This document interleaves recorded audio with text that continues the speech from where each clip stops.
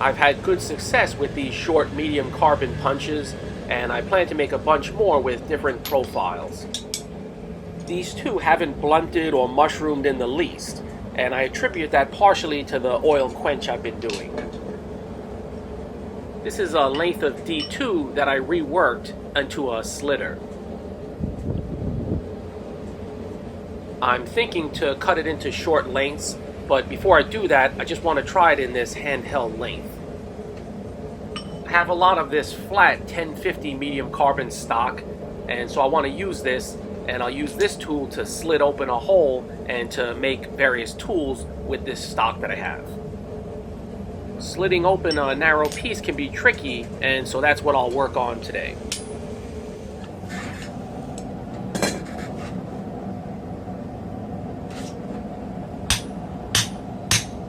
Just take it slow at first and get your lines established on both sides.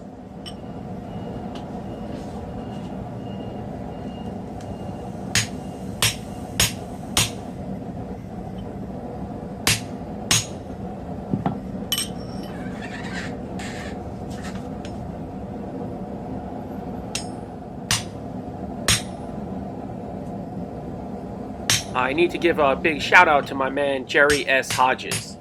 He continues to very generously donate, and I'm continually very grateful. Thanks.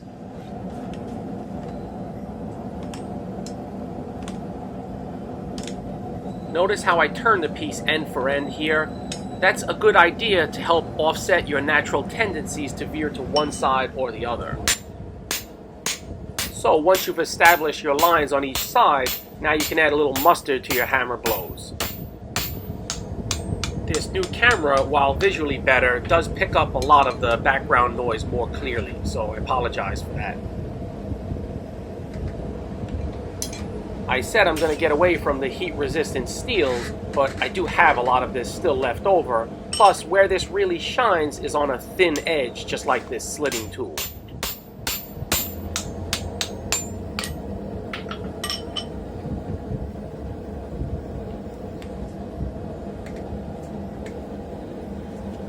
I'm a little off here. This side is a little bit too thick, whereas the other is a little bit too thin. I'll show you how to make some corrections for that. Pull the thin side back a little.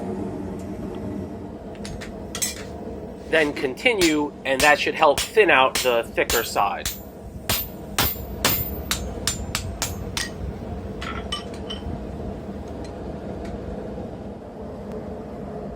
Or you can use something to back up and support the thicker side. Place the workpiece against that, and then when you're slitting or punching, angle a little bit towards that side, and that will help to correct it as well.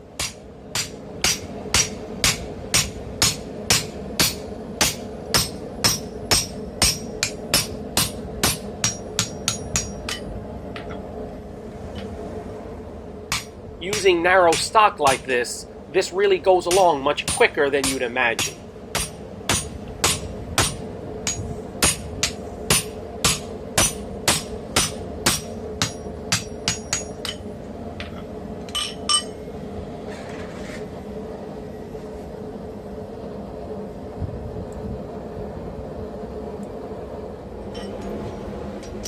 Yet another way to correct an imbalance in the cheeks is to slice off just a little bit from the thicker side.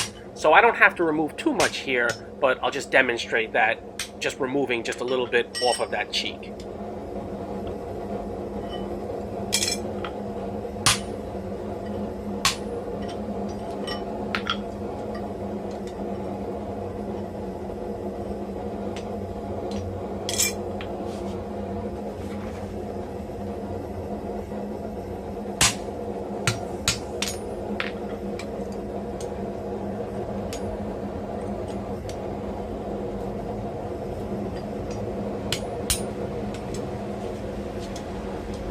So that little slice I got out there will make a difference.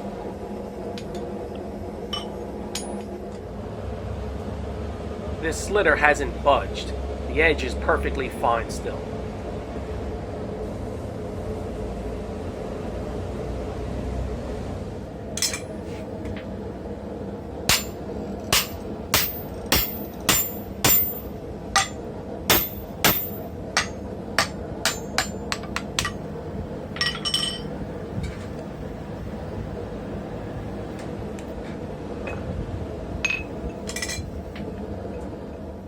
use this steeply tapered, or what I call spreading tool, to start to drift out the hole.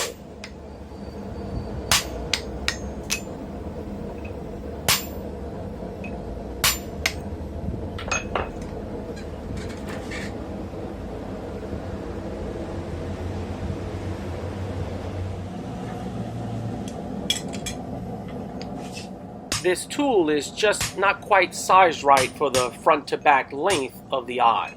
So I'll switch to one of those shorter punches that I found fits perfectly.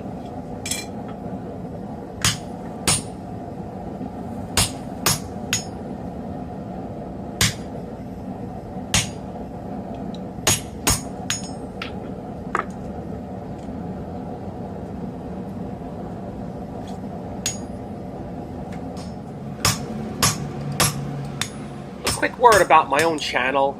To be very honest, my channel's probably bigger than it should be. I really don't even consider myself a blacksmith, just a hustler who hits on hot steel. I mean, have you ever seen some of the ludicrous videos I've uploaded in the past?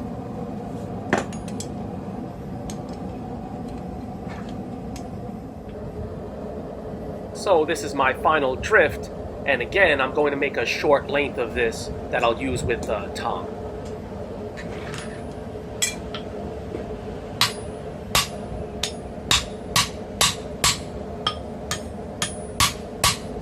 So as I said earlier, I'm going to use this 1050 flat stock to make various tools. This piece here I might turn into a small hammer, and I'll show that maybe in an upcoming video.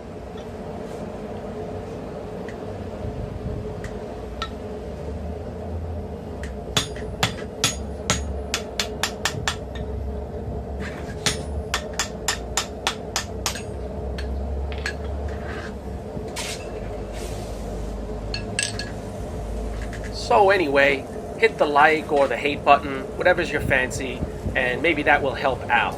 Last name, Gorhythm. And I'll catch you guys next time.